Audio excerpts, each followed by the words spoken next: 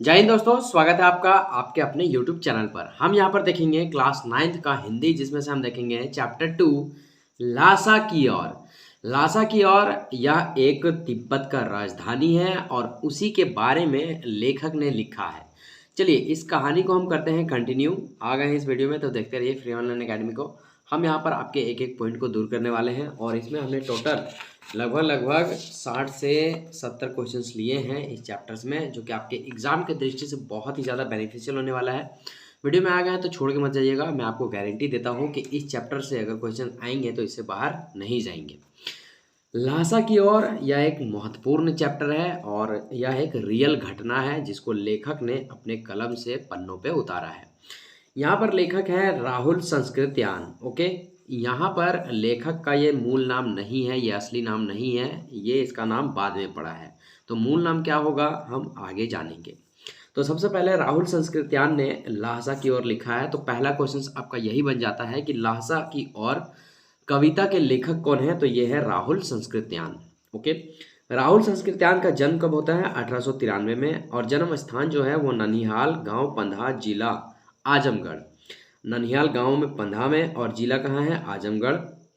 पैतृक गांव कनेला है। ओके, चलिए उसके कुछ रचनाएं हैं। रचनाएं यहाँ पे ये है लद्दाख यात्रा, लंका यात्रा, तिब्बत में सेवा और वर्ष आदि। ये सब उनके कुछ रचनाएं हैं जो कि यहाँ कम दिया गया है। बहुत सारी और रचनाएं हैं।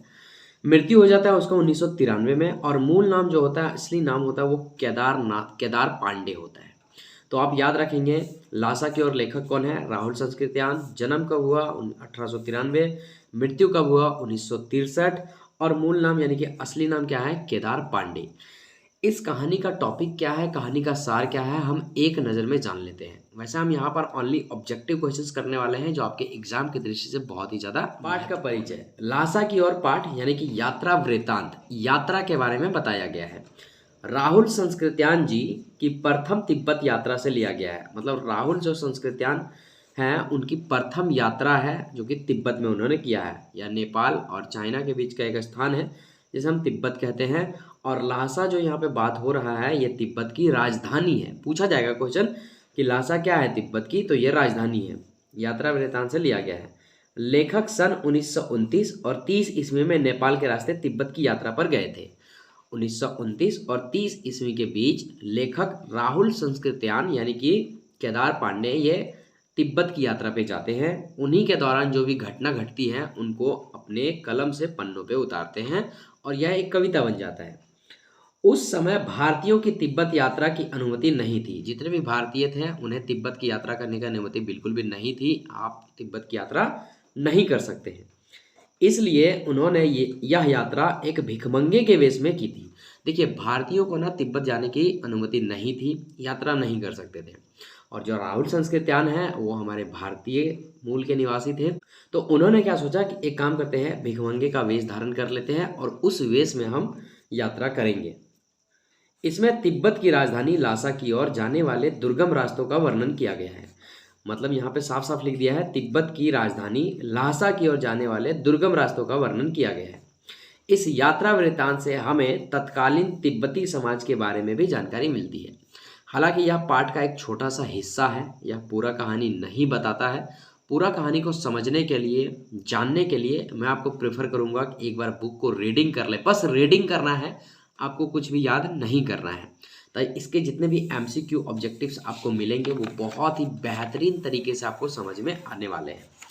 अगर आपके पास बुक पढ़ने का समय नहीं है, एग्ज़ाम नज़दीक है, तो इस वीडियो को ना 2 से 3 बार आप देखेंगे, सारे ऑब्जेक्टिव क्वेश्चंस आपके खोपड़ी में धंस जाएंगे। एक भी क्वेश्चंस बाहर नहीं जाने दूंगा, ये मेरा आपसे वादा है। क्वेश्चन नंबर 1 देखेंगे, लासा की ओर पाठ हिंदी गद्य की कौन सी विद्या है? लासा की ओर में क्या बताया गया है? कहानी, संस्मरण, निबंध, यात्रा वृत्तांत। तो इसमें ना यात्रा वृत्तांत बताया गया है। ऑप्शन सी राइट आंसर हो जाएगा। Next question, question number 2, Lhasa की ओर पाठ के लेखक कौन है? हमने आपको बताया कि पहले आप इसे याद कर लीजिए, जरूर पूछा जाएगा। आप बता दिए answer. Option number B Rahul Sankrityayan Lhasa की ओर पाठ के लेखक है। नेक्स्ट क्वेश्चन है क्वेश्चन नंबर 3, राहुल संस्कृत्यान का जन्म कहाँ हुआ? तो हमने आपको पहले बताया आजमगढ़ के पंधा गांव में। ऑप्शन ए राइट आंसर हो जाएगा।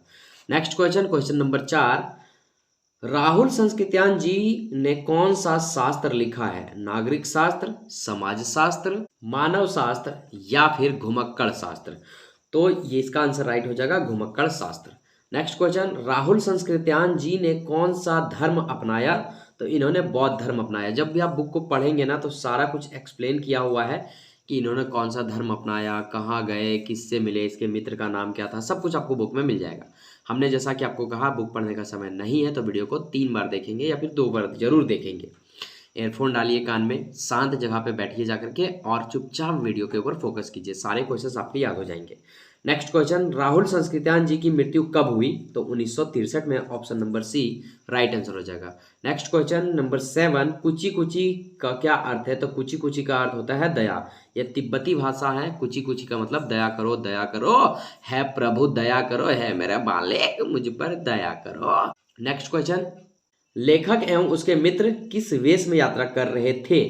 इजी क्वेश्चन, भिखमंगे के वेश में, option B right answer. Next question, question number 9, Tibet के लोग टोंटीदार बर्तन को क्या कहते हैं? तो टोंटीदार बर्तन को खोटी कहते हैं। हाँ। नेक्स्ट क्वेश्चन, क्वेश्चन नंबर 10, निर्जन शब्द में उपसर्ग बताइए। देखिए ये ना चैप्टर्स के बाहर है, ये व्याकरण का चीज है। Option number D right answer हो जाएगा। व्याकरण का एक अलग वीडियो लेकर आएंगे, फिलहाल के लिए हम यहाँ पर कर रहे हैं question answer. Next question, question number 11, मंदिर में कितनी पोथियां रखी थी? तो मंदिर में 103 पोथियां रखी हुई थी और एक एक पोथी का वजन 15-15 सेर थी। हाँ, उस समय सेर चलता था भाई। भरिया किसे कहते हैं? तो भारवाहक को भरिया कहते हैं, ऑप्शन ए सही उत्तर। नेक्स्ट क्वेश्चन, तिब्बत की औरतें चाय किसमें कूटती हैं? तो तिब्बत की औरतें चाय जो है सो चौड़ी में कूटती है। किसमें? चौड़ी में। Next question, question number 14, Tibet में सबसे खतरे की जगह कौन सी है? तो सबसे खतरे की जगह है डाणे। हाँ भाई, डाणे तिब्बत में एक ऐसी जगह है जो सबसे खतरनाक है। यहाँ डाकू खुलेआम घूमते हैं, छीन चपट्टी बहुत सारी होते हैं भाई, बंदूक से गोली भी मार दिया जाता है। भीटे किस आकार का स्थान होता है? तो भीटे जो है सो टीले के आकार का ऊंचा स्थान होता है, ऑप्शन डी राइट आंसर हो जाएगा। नेक्स्ट क्वेश्चन, लेखक और सुमति चोर डकैतों से बचने का कौन सा रास्ता अपनाते हैं? लेखक और सुमति, सुमति जो है ना ये लेखक यानी कि राहुल संस्कृत्यान के दोस्त हैं। हाँ, अब ये दोनों चोर और डकैत से बचने के लिए ना भीख मांगने का रास्ता अपनाते हैं। दे दो बाबूजी 2 रुपया दे दो बाबूजी, बाबूजी मेरे पास खाने को कुछ नहीं है बाबूजी। तो चोर डकैत समझते आ रहे भाई भीख मंगा है, इससे हम क्या भीख मांगेंगे, क्या इनका छीन छपाट करेंगे, इसलिए ये दोनों बच भी जाते हैं। नेक्स्ट क्वेश्चन, क्वेश्चन नंबर 17, लेखक किसकी तरह अपने घोड़े पर झूमता हुआ चला जा रहा था? राइट आंसर हो जाएगा ऑप्शन नंबर सी दोनकीव कस्तो। छंदम वेश का क्या अभिप्राय है? तो छंदम वेश यानी कि बनावटी वेश। जब कोई व्यक्ति साधारण वेशभूषा को बदल करके एक दिखावटी वेशभूषा धारण कर लेता है उसे हम छंदम कह सकते हैं। मंगोलों का मुंह कैसा होता है? तो मंगोलों का मुंह लाल होता है, ऑप्शन नंबर ए सही उत्तर हो जाएगा। नेक्स्ट क्वेश्चन, थुक्पा क्या है? तो थुक्पा एक खाद्य पदार्थ है। Okay. Next question, question number 21, लेखक ने सुमति को आदमी मिलने का बहाना बनाकर किस विहार की ओर चलने के लिए कहा? तो इसका करेक्ट आंसर हो जाएगा सेकर, सेकर की ओर चलने के लिए कहते हैं। नेक्स्ट क्वेश्चन, क्वेश्चन नंबर 22, सेकर विहार में रखे हुए हस्तलिखित पेथियों में प्रत्येक का वजन कितना कितना सेर था? अभी हमने आपको पीछे बताया। हाँ, 15-15 सेर। Next question, question number 23, Tibet की महिलाएं किस बर्तन में चाय देती हैं? तो ये खोटीदार बर्तन में चाय देती है। नेक्स्ट क्वेश्चन, तिब्बत में बनने वाली चाय की विशेषता क्या है बताइए? वह नमक व मक्खन से बनाई जाती है, ऑप्शन डी राइट आंसर हो जाएगा। नेक्स्ट क्वेश्चन, लेखक किस भिक्षु से विदाई लेकर चल पड़ा? तो नमसे नामक एक भिक्षु है जिससे लेखक लास्ट में यात्रा करने के दौरान जब अंतिम समय आ जाता है तो उससे विदाई लेकर के निकल पड़ते हैं। नेक्स्ट क्वेश्चन, लेकिन मेरा कसूर नहीं है मित्र, यह कथन किसका है? तो यह कथन लेखक का है यानी कि राहुल संस्कृत्यान जी का है और इसके मित्र कौन है? सुमति जी। नेक्स्ट क्वेश्चन, क्वेश्चन नंबर 27, क्या पीकर बहुत कम लोग शाम को होश हवास दुरुस्त रहते हैं? तो क्षण पीकर जो है सो लोग होश हवास और दुरुस्त रखते हैं। नेक्स्ट क्वेश्चन, लेखक कहाँ जाते हुए रास्ता भटक गया? तो लेखक जो है सो लड़कोर जाते समय रास्ता भटक जाता है और फिर बाद में ना मिल भी जाता है, घबराने की बात नहीं है मेरे भाई।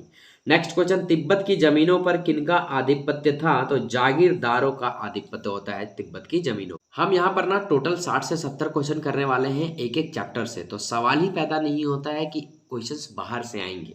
लासा की ओर पाठ में वर्णित यात्रा के लेखक कौन सी यात्रा थी? तो ये लेखक की पहली यात्रा थी जो तिब्बत की ओर ले गई। नेक्स्ट क्वेश्चन, लासा की ओर पाठ में टिडरी विशाल मैदान किससे घिरा हुआ था? तो पहाड़ों से घिरा हुआ था। नेक्स्ट क्वेश्चन, टिडरी के मैदान की क्या विशेषता थी? वह पहाड़ों से घिरा हुआ एक टापू था, नदियों से घिरा हुआ एक टापू था, वह बिल्कुल समतल था। ऑप्शन ए राइट उत्तर हो जाएगा, वह पहाड़ों से घिरा हुआ एक टापू था। नेक्स्ट क्वेश्चन, क्वेश्चन नंबर 33, लेखक ने डाणे की चढ़ाई के लिए किसकी सहायता ली? बस की, घोड़े की, गाड़ी की? देखिए आप खुद से कॉमन सेंस लगा सकते हैं, पहाड़ पर चढ़ाई कर रहे हैं तो घोड़ा ही ना लेंगे मेरे भाई, तो घोड़े हो जाएंगे राइट आंसर। नेक्स्ट क्वेश्चन, उस समय किसी भी भारतीयों को कहाँ जाने की मनाही थी? आप इजी आंसर दे सकते हो, तिब्बत। ओके। नेक्स्ट क्वेश्चन, वह रास्ता प्रमुख रूप से किन लोगों के प्रयोग में आता था? आम लोगों के, व्यापारियों के, सैनिक और व्यापारियों के?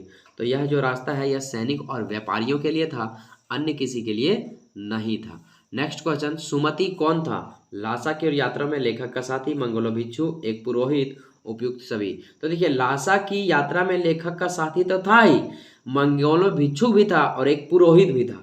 सुमति को तिब्बत के लोग बहुत अच्छी तरह से जानते थे। ओके, और ये एक भिक्षु था। कौन? सुमति। कौन भिक्षु? मंगोलो भिक्षु। ऐसे याद रखेंगे। नेक्स्ट क्वेश्चन, क्वेश्चन नंबर 37, डाणे तिब्बत में सबसे खतरे की जगह क्यों है? यही मीलों तक कोई गांव नहीं है, या 16 से 17,000 फीट की ऊंचाई पर है, डाकुओं के लिए यह सुरक्षित जगह है, उपयुक्त सभी कथन सत्य है, इसीलिए यहाँ यह खतरे की जगह है। नेक्स्ट क्वेश्चन, लेखक का घोड़ा कैसे चलने लगा? जल्दी जल्दी भागकर धीरे धीरे? देखिए पहाड़ पर अधिक चढ़ाई होने के कारण घोड़ा थक गया था, इसीलिए घोड़ा धीरे धीरे चलने लगा मेरे भाई। आप यहाँ तक आए हैं तो सच में एग्जाम के प्रति आप सीरियस हैं। आप मेरे मुझसे वादा कीजिए कि सारे क्वेश्चंस आप अच्छे से करके जाएंगे, एक भी क्वेश्चन एग्जाम में नहीं छूटने देंगे। नेपाल तिब्बत के अलावा भी लासा जाने का दूसरा मार्ग कौन सा है? तो ये चीन तिब्बत मार्ग, फरी कलिपोड़, इनमें से कोई नहीं, भूटान तिब्बत मार्ग। करेक्ट उत्तर हो जाएगा बी, फड़ी कलिपोड़।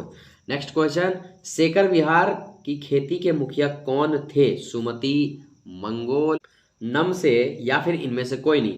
करेक्ट उत्तर हो जाएगा ऑप्शन सी, नमसे। नेक्स्ट क्वेश्चन, लेखक किस मार्ग में अपने साथियों से बिछुड़ गया? तो ये लड़कोर के मार्ग। करेक्ट उत्तर हो जाएगा ऑप्शन नंबर डी, लड़कोर। किन स्थानों पर मरने वालों की कोई परवाह नहीं करता था? पहाड़ों के किनारे, गांव में, निर्जन स्थानों पे? ऑप्शन सी राइट आंसर हो जाएगा। नेक्स्ट क्वेश्चन, तिब्बत के जागीरों का बड़ा हिस्सा किनके हाथ में था? तो ये मठों के हाथ में था। ऑप्शन सी राइट उत्तर हो जाएगा। नेक्स्ट क्वेश्चन, किसको जितना जल्दी गुस्सा आता था उतना ही जल्दी ठंडा हो जाता था? तो ये था सुमति। कौन? सुमति। ऑप्शन सी राइट उत्तर हो जाएगा। नेक्स्ट क्वेश्चन, कंडे का पर्यायवाची शब्द क्या है? तिब्बती सीमा का एक स्थान। ऑप्शन ए राइट आंसर हो जाएगा। सॉरी, यहाँ पे इसका जो करेक्ट आंसर हो जाएगा वो हो जाएगा उपले, जिसे हम लोग गोईठा भी बोल सकते हैं। ऑप्शन सी राइट उत्तर हो जाएगा, ये नहीं होगा। नेक्स्ट क्वेश्चन पे चलेंगे। पाठ में तिब्बत की राजधानी का क्या नाम है? ये बिल्कुल इजी क्वेश्चन, आप हमें कमेंट करके बताइए कि आप इसका आंसर जानते हैं या नहीं। मैं इसका आंसर लास्ट में बताऊंगा। Next question, question number 47, Tibet में किसके बारे में कोई कानून नहीं है? तो हथियारों के बारे में कोई कानून वहाँ पे नहीं है, लोग पिस्तौल बंदूक साथ में लेके घूमते हैं, खुलेआम घूमते हैं। तिब्बत की धूप कैसी थी? तो तिब्बत की धूप कड़ी थी, सीधे ललाट पे मारती थी मेरे भाई। नेक्स्ट क्वेश्चन, दूसरी बार यात्रा के दौरान लेखक कहाँ ठहरे थे? गरीब झोपड़ी में। ऑप्शन ए राइट आंसर हो जाएगा। नेक्स्ट क्वेश्चन, नेपाल तिब्बत मार्ग पर किस फौज का कब्जा है? तो ये करेक्ट आंसर हो जाएगा इसका चीनी फौजी का यहाँ पे कब्जा है। नेक्स्ट क्वेश्चन, तिब्बत में चाय तैयार हो जाने पर क्या डालने की जरूरत नहीं होती थी? नमक और मक्खन राइट आंसर है, ये सब डालने की जरूरत नहीं होती थी।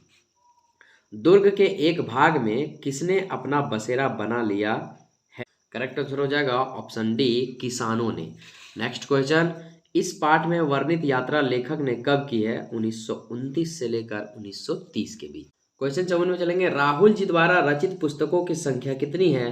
तो 150 है। 150 पुस्तक ये लिख चुके हैं। हाँ भाई साहब, बहुत ही महान लेखक है ये।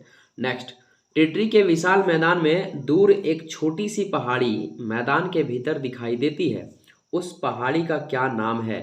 टेढ़ी समाधिगिरी, ठोंडला, डांडा, इनमें से कोई नहीं। करेक्ट आंसर हो जाएगा ऑप्शन ए, टेढ़ी समाधिगिरी। नेक्स्ट क्वेश्चन, उस समय तिब्बत में लोग लाठी की तरह क्या लेकर घूमते थे? तो हमने आपको कहा ना, पिस्तौल और बंदूक दोनों, ये ऐसे घूमते थे जैसे हम लाठी लेके घूमते हैं। ये ऐसा इसलिए करते थे क्योंकि वहाँ हथियारों के प्रति कोई भी कानून व्यवस्था नहीं थी। सुमति ने कितनी टोकरी फंडे फूंक डाले? तो ये 2 टोकरी, ऑप्शन बी राइट आंसर हो जाएगा। सुमति ने कितनी बार चाय को गर्म किया? तो 3 बार, ऑप्शन सी राइट आंसर हो जाएगा। किस स्थान पर वह एक अच्छी जगह ठहरे थे? तो ये हो जाएगा आपका option number C, Thongla. Next question, Kanjur का क्या अर्थ होता है? तो बुद्ध वचन का अनुवाद करना मतलब कंजूर कहलाता है। नेक्स्ट क्वेश्चन, ठोंडला से आप क्या समझते हैं? ऊंची जमीन, टीले का आकार का ऊंचा स्थान, तिब्बती सीमा का स्थान, ऑप्शन सी राइट आंसर हो जाएगा। तिब्बती सीमा का स्थान मतलब टोंडला। नेक्स्ट, सत्तू किसे कहते हैं? भुने हुए अन्न का आटा। कोई भी चीज़ को आप भून दीजिए, जैसे चावल को भून दीजिए और उसको क्या करिए, पीस दीजिए। आटा को, गेहूं को भून दीजिए, पीस दीजिए, ये सत्तू कहलाएगा। ऐसा ना समझिए कि आप चना वाला ही सत्तू को सत्तू कहते हैं। कोई भी चीज़ को भून करके, कोई भी अनाज को भून करके आप उसे पीस देंगे, वो सत्तू कहलाएगा। तो सत्तू बहुत प्रकार के होते हैं, मकई का सत्तू, चावल का सत्तू, गेहूं का सत्तू, है ना। नेक्स्ट क्वेश्चन, गंडा का क्या अर्थ है? 63 नंबर, गंडा का क्या अर्थ है? मंत्र पढ़कर गांठ लगाया हुआ धागा, मंत्र पढ़कर घाट लगाया हुआ कपड़ा, ए एवं बी दोनों, ऑप्शन सी ए एवं बी दोनों राइट उत्तर है। नेक्स्ट क्वेश्चन, लेखक ने तिब्बत की यात्रा भिखमंगे के वेश में क्यों किया?